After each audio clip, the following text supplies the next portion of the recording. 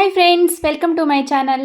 ಎಲ್ಲರೂ ಹೇಗಿದ್ದೀರಾ? ಚೆನ್ನಾಗಿದ್ದೀರಾ ಅಂತ ಅಂದ್ಕೊಳ್ತೀನಿ. ಹಾಗೆ ನನ್ನ ಚಾನಲನ್ನು ಯಾರಾದರೂ ಮೊದಲಿಗೆ ನೋಡ್ತಾ ಇದ್ದರೆ ಪ್ಲೀಸ್ ಸಬ್ಸ್ಕ್ರೈಬ್ ಮಾಡ್ಕೊಂಡು ನೋಡಿ. ಹಾಗೆ ಬೆಲ್ಲೈಕನ್ನು ಪ್ರೆಸ್ ಮಾಡಿ. ನಾನು ಹಾಕುವ ಎಲ್ಲ ವೀಡಿಯೋದ ನೋಟಿಫಿಕೇಷನ್ ನಿಮಗೆ ಬರುತ್ತೆ. ಹಾಗೆ ಇವತ್ತು ನಾನು ಎಗ್ ಬಿರಿಯಾನಿ ಮಾಡ್ತಾ ಇದ್ದೇನೆ. ಎಗ್ ಬಿರಿಯಾನಿ ಮಾಡುವ ಅಂತ ಹೇಳಿ. ಇವತ್ತು ಸಂಡೇ, ಹಾಗಾಗಿ ಟಿಫನ್ ಏನು ಮಾಡೋದು ಅಂತ ಯೋಚನೆ ಮಾಡಿ ನಾನು ಇವಾಗ ಎಗ್ ಬಿರಿಯಾನಿ ಮಾಡೋಣ ಅಂತ ಮಾಡ್ತಾ ಇದ್ದೇನೆ. ಈ ಎಗ್ ಬಿರಿಯಾನಿ ಮಾಡೋದು ಹೇಗೆ, ನಾನು ಹೇಗೆ ಮಾಡ್ತೀನಿ, ಎಷ್ಟು ಎಗ್ಗನ್ನು ಉಪಯೋಗಿಸ್ತೀನಿ ಎಲ್ಲವೂ ಕೂಡ ನಿಮ್ಮೊಂದಿಗೆ ಶೇರ್ ಮಾಡ್ತೀನಿ. ಬನ್ನಿ ಇವತ್ತು ನಮ್ಮ ಕಿಚನಲ್ಲಿ ಎಗ್ ಬಿರಿಯಾನಿ. ಮೊದಲಿಗೆ ನಾನು ಒಲೆ ಮೇಲೆ ಒಂದು ಪಾತ್ರೆಯನ್ನು ಇಟ್ಕೊಂಡಿದ್ದೀನಿ. ಪಾತ್ರೆಗೆ ಸ್ವಲ್ಪ ಎಣ್ಣೆಯನ್ನು ಹಾಕ್ಕೊಂಡಿದ್ದೀನಿ. ಎಣ್ಣೆ ಕೂಡ ಬಿಸಿಯಾಗಿದೆ. ಇವಾಗ 2 ಈರುಳ್ಳಿಯನ್ನು ಕಟ್ ಮಾಡಿ ಇದಕ್ಕೆ ಹಾಕ್ಕೊಳ್ತಾ ಇದ್ದೀನಿ. ಈರುಳ್ಳಿನ ನಾವೀಗ ಸ್ವಲ್ಪ ಫ್ರೈ ಮಾಡಿಕೊಳ್ಳುವ. ಫುಲ್ ಫ್ರೈ ಆಗೋದೇನು ಬೇಡ ಈರುಳ್ಳಿ, ಆದರೆ ಒಂದು ಸ್ವಲ್ಪ ಮಟ್ಟಿಗೆ ಈರುಳ್ಳಿನ ಫ್ರೈ ಮಾಡಿಕೊಳ್ಳುವ. ಎಗ್ ಬಿರಿಯಾನಿ ಸೂಪರ್ ಟೇಸ್ಟಾಗಿ ಬರುತ್ತೆ. ನಾನಿಲ್ಲಿ ಯಾವುದೇ ರೀತಿ ಸಾಸು ಯಾವುದನ್ನು ಉಪಯೋಗಿಸ್ತಾ ಇಲ್ಲ. ಮನೆಯಲ್ಲೇ ಹೇಗೆ ಮಾಡೋದು, ಸಿಂಪಲ್ಲಾಗಿ ಹೇಗೆ ಮಾಡೋದು ಅಂತ ನೋಡ್ಕೊಂಬರೋಣ. ಇವಾಗ ನಾನಿಲ್ಲಿ ಒಂದು ಕ್ಯಾಪ್ಸಿಕಮನ್ನು ಕಟ್ ಮಾಡಿ ಸೇರಿಸ್ತಾ ಇದ್ದೇನೆ. ಅದನ್ನು ಕೂಡ ಹಾಕಿ ಕ್ಯಾಪ್ಸಿಕಮ್ ಕೂಡ ನಾನಿಲ್ಲಿ ಫ್ರೈ ಮಾಡ್ಕೊಳ್ತೇನೆ. ಕ್ಯಾಪ್ಸಿಕಮನ್ನು ಅಷ್ಟೇ, ನಾನು ತುಂಬ ಫ್ರೈ ಮಾಡ್ತಾ ಇಲ್ಲ, ಸ್ವಲ್ಪ ಫ್ರೈ ಮಾಡ್ಕೊಳ್ತೇನೆ. ಇವಾಗ ಕ್ಯಾಪ್ಸಿಕಮ್ ಮತ್ತು ಈರುಳ್ಳಿ ಫ್ರೈ ಆಗಲಿ. ಅಷ್ಟರಲ್ಲಿ ನಾನು ಒಂದೇ ಒಂದು ಟೊಮೆಟೊವನ್ನು ಇದಕ್ಕೆ ಸೇರಿಸ್ತಾ ಇದ್ದೇನೆ. ಟೊಮೆಟೊ ಕೂಡ ಹಾಕಿ ನಾನಿಲ್ಲಿ ಚೆನ್ನಾಗಿ ಫ್ರೈ ಮಾಡ್ಕೊಳ್ತೀನಿ.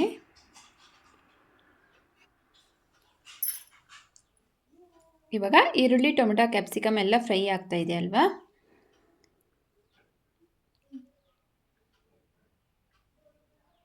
ಇವಾಗ ಇಷ್ಟು ಫ್ರೈ ಆದರೆ ಸಾಕು.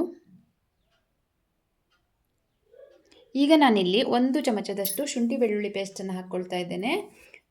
ಶುಂಠಿ ಬೆಳ್ಳುಳ್ಳಿ ಪೇಸ್ಟನ್ನು ಹಾಕಿ ನಾವು ಚೆನ್ನಾಗಿ ಒಂದು ಸಲ ಮಿಕ್ಸ್ ಮಾಡಿಕೊಳ್ಳುವ. ಎಣ್ಣೆಯಲ್ಲಿ ಅದು ಕೂಡ ಫ್ರೈ ಆಗಲಿ. ಇವಾಗ ಎಲ್ಲವೂ ಫ್ರೈ ಆಗಿದೆ ಅಲ್ವಾ? ಇವಾಗ ನಾನು ಎಗ್ಗನ್ನು ಸೇರಿಸ್ತಾ ಇದ್ದೇನೆ. ಮೊಟ್ಟೆಯನ್ನು ಒಡೆದು ಹಾಕೋಣ. ನಾನಿಲ್ಲಿ 6 ಮೊಟ್ಟೆಯನ್ನು ತೊಗೊಂಡಿದ್ದೀನಿ. ಸ್ವಲ್ಪ ಚಿಕ್ಕ ಚಿಕ್ಕ ಇದೆ ಅಂತ ಹೇಳಿ 6 ತೊಗೊಂಡಿದ್ದೀನಿ. ಇಲ್ಲಾಂದರೆ 5 ಮೊಟ್ಟೆ ಆದರೂ ಸಾಕಾಗುತ್ತೆ. ಮೊಟ್ಟೆ ನಿಮ್ಮ ಇಷ್ಟ, ಎಷ್ಟಾದರೂ ಹಾಕ್ಕೊಳ್ಬೋದು.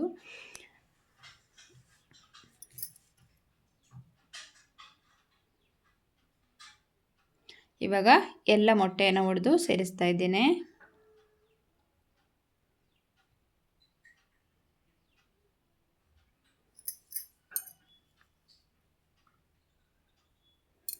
ಇವಾಗ ಮೊಟ್ಟೆಯನ್ನು ಹಾಕಿ ಚೆನ್ನಾಗಿ ಇದನ್ನು ಮಿಕ್ಸ್ ಮಾಡಿಕೊಳ್ಳುವ. ಇದನ್ನು ಸ್ವಲ್ಪ ತಳ ಅಂಟ್ಕೊಳ್ಳುತ್ತೆ. ಮೊಟ್ಟೆ ಹಾಕಿದ ತಕ್ಷಣ ಚೆನ್ನಾಗಿ ಮಿಕ್ಸ್ ಕೊಡಬೇಕು, ತಿರುಗಿಸ್ಬೇಕು. ಇಲ್ಲಾಂದರೆ ಈ ಥರ ತಳ ಅಂಟ್ಕೊಳ್ಳುತ್ತೆ. ಚೆನ್ನಾಗಿ ಇದು ಪುಡಿ ಪುಡಿಯಾಗಿ ಬರುವಷ್ಟರಲ್ಲಿಗೆ ನಾವು ಇದನ್ನು ಚೆನ್ನಾಗಿ ಫ್ರೈ ಮಾಡ್ಕೋಬೇಕು. ಮೊಟ್ಟೆದು ಫುಲ್ ತರಿಯಾಗಿ ಬರುತ್ತೆ, ಇದು ಆಗುತ್ತೆ. ಅಲ್ಲಿ ತನಕ ನಾವು ಇದನ್ನು ಫ್ರೈ ಮಾಡ್ಕೊಳ್ಳುವ. ಇವಾಗ ನಾನಿಲ್ಲಿ ಒಂದು ಅರ್ಧ ಚಮಚ ಟರ್ಮರಿಕನ್ನು ಹಾಕ್ತಾ ಇದ್ದೇನೆ. ಹಾಗೆ 1 ಚಮಚ ಧನಿಯಾವನ್ನು ಹಾಕ್ತಾ ಇದ್ದೇನೆ, ಧನಿಯಾ ಪೌಡರ್. ಹಾಗೆ ಒಂದು ಅರ್ಧ ಚಮಚ ಚಿಲ್ಲಿ ಪೌಡರ್ ನಿಮ್ಮ ಖಾರಕ್ಕೆ ಅನುಗುಣವಾಗಿ ಹಾಕ್ಕೊಳ್ಳಿ.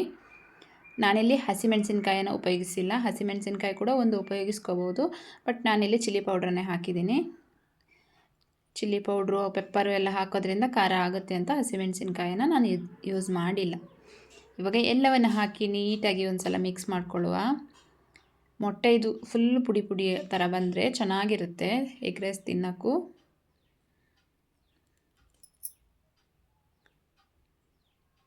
ಇವಾಗ ಈ ರೀತಿ ತರಿಯಾಗಿ ಬಂತಲ್ವಾ? ಈಗ ನಾನು ರುಚಿಗೆ ತಕ್ಕಷ್ಟು ಉಪ್ಪನ್ನು ಹಾಕ್ಕೊಳ್ತೇನೆ. ನಾನು ಅನ್ನ ಬೇಯಿಸಬೇಕಾದ್ರೇ ಸ್ವಲ್ಪ ಉಪ್ಪನ್ನು ಹಾಕಿ ಅನ್ನವನ್ನು ಬೇಯಿಸ್ಕೊಂಡಿರೋದ್ರಿಂದ ಈ ಇದಕ್ಕೆ ಎಷ್ಟು ಬೇಕೋ ಅಷ್ಟೇ ಉಪ್ಪನ್ನು ನಾನು ಸೇರಿಸ್ಕೊಂಡಿದ್ದೇನೆ. ಇವಾಗ 1 ಕಪ್ಪಷ್ಟು ಅನ್ನವನ್ನು ನಾನಿಲ್ಲಿ ಸೇರಿಸ್ಕೊಳ್ತಾ ಇದ್ದೇನೆ. ನೋಡಿಕೊಂಡು ಹಾಕ್ಕೊಳ್ಳುವಂತ. ಇವಾಗ ಅನ್ನವನ್ನು ಹಾಕಿ ನೀಟಾಗಿ ಮಿಕ್ಸ್ ಕೊಡಬೇಕು, ಚೆನ್ನಾಗಿ ಮಿಕ್ಸ್ ಮಾಡಬೇಕು. ಸಿಂಪಲ್ ಆದ ಎಗ್ ಬಿರಿಯಾನಿ, ಯಾವುದೇ ಜಾಸ್ತಿ ಐಟಮ್ಸು ಇಲ್ಲ, ಹಾಗೆ ಯಾವುದೇ ಸಾಸನ್ನು ಉಪಯೋಗಿಸಿಲ್ಲ. ಮನೆಯಲ್ಲೇ ಇರೋ ಒಂದು ಐಟಮಿಂದನೇ ನಾವು ಎಗ್ ಬಿರಿಯಾನಿಯನ್ನು ಬೇಗನೆ ಮಾಡ್ಕೋಬೋದು. ಯಾರಾದರೂ ಬಂದರು ಅಂದ ತಕ್ಷಣ ಊಟಕ್ಕೇನು ಇಲ್ಲ ಅಂತ, ಅನ್ನ ಇಲ್ಲ ಸಾಂಬಾರಿಲ್ಲ ಅಂದಾಗಲೂ ಕೂಡ ಬೇಗನೆ ಮಾಡ್ಕೋಬೋದು. ಸಾಂಬಾರೇನು ಮಾಡಿಲ್ಲ ಅಂದ್ರೂ ಇದನ್ನು ಮಾಡ್ಕೊಂಡು ತಿನ್ಬೋದು. ಈಗ ನಾನು ಒಂದು ಅರ್ಧ ಸ್ಪೂನ್ ಪೆಪ್ಪರನ್ನು ಹಾಕ್ಕೊಂಡಿದ್ದೇನೆ. ಹಾಗೆ 1/4 ಸ್ಪೂನ್ ನಾನಿಲ್ಲಿ ಗರಂ ಮಸಾಲವನ್ನು ಕೂಡ ಆ್ಯಡ್ ಮಾಡ್ಕೊಂಡಿದ್ದೇನೆ. ಈ ಮೊಮೆಂಟಲ್ಲಿ ನೀವು ಒಂದು ಸ್ಪೂನ್ ಚಿಕನ್ ಮಸಾಲ ಇದ್ದರೆ ಕೂಡ ಹಾಕಿದರೆ ತುಂಬ ಚೆನ್ನಾಗಿ ಬರುತ್ತೆ. ನಾನಿಲ್ಲಿ ಚಿಕನ್ ಮಸಾಲ ಹಾಕ್ತಾಯಿಲ್ಲ, ಗರಂ ಮಸಾಲವನ್ನು ಹಾಕ್ಕೊಂಡಿದ್ದೀನಿ. ಇವಾಗ ನೀಟಾಗಿ ಮಿಕ್ಸ್ ಮಾಡ್ಕೊಳ್ಳುವ. 1 ನಿಮಿಷ ಒಲೆ ಮೇಲೆ ಇಟ್ಟು ಹಾಗೆ ಮಿಕ್ಸ್ ಮಾಡ್ಕೊಳ್ಳುವ. ಚೆನ್ನಾಗಿ ರೈಸ್ ಜೊತೆ ಆ ಮಸಾಲೆಗಳು ಮಿಕ್ಸ್ ಆಗಬೇಕು. ಇವಾಗ ಒಂದು ತಟ್ಟೆಗೆ ಹಾಕಿ ಸರ್ವ್ ಮಾಡೋಣ. ಸೂಪರಾದ ಸಿಂಪಲಾದ ಎಗ್ ಬಿರಿಯಾನಿ ರೆಡಿಯಾಗಿದೆ. ನೋಡಿದ್ರಲ್ವಾ, ನಮ್ಮ ಎಗ್ ಬಿರಿಯಾನಿ ರೆಡಿಯಾಗಿದೆ. ಈ ವಿಡಿಯೋ ನಿಮ್ಗೆ ಇಷ್ಟ ಆದರೆ ಒಂದು ಲೈಕ್ ಮಾಡಿ, ಶೇರ್ ಮಾಡಿ, ಕಮೆಂಟ್ ಮಾಡಿ. Thank you. Bye bye.